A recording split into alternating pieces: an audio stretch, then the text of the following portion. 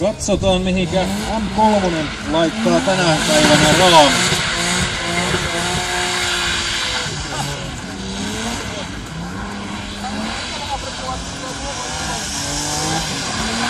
Siellä näkyy eessä M5 replikat alla. Kurvisopista haettu suoraan.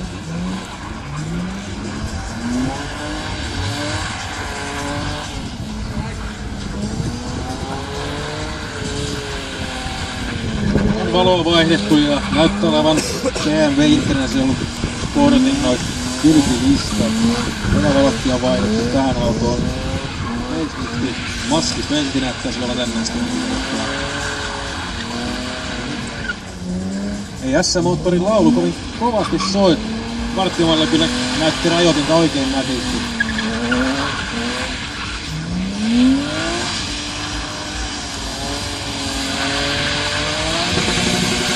Ja siellä on rajoitin S50 huutaa oikein nätisti.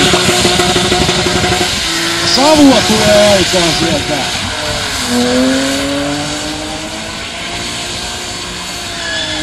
Alkoa se rengas lämpeämään ja savu nousemaan. Näin sitä kumia poltetaan.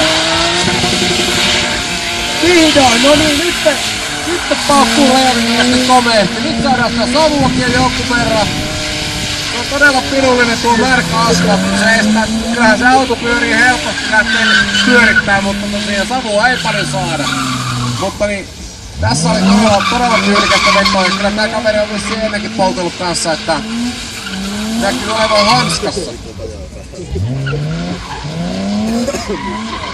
Löytyykös meiltä sitä yleisistä sateenvarjojen alta ääntä?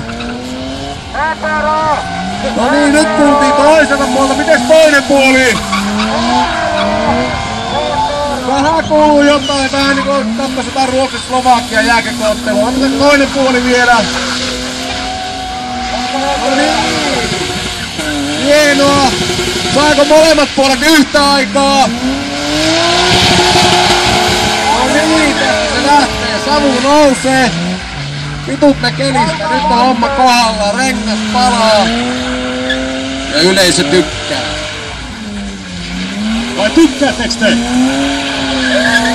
Haluatteko te lisää vai lopetetaanko? Eli lisää! Otettu kuvia katuun. Liekkähän se oli tämä viikonloppu, mistä se Nykkortikin laulu. Märkää. Ei näkö siellä puutua vähän on? Ei mitään puudu. Hyvin latoo menemään.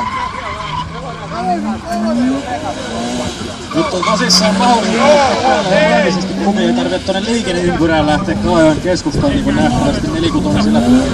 Se kylläkin tuossa meni tänään aikaisemmin syömässä kävi. Popsinut taksaria siinä samalla toisella käellä. Miettii, että pitäisi sitä mahdollisuus. No niin, nyt meillä on tuollaisessa savuja vähän enempikin. Saadaanko me tuolta aplodeja yleisöltä, hä? Hallittua jarrua vasten polttoa. Niin pitkään kun sitä riitti. Uploadit sinne. Kilpailun numero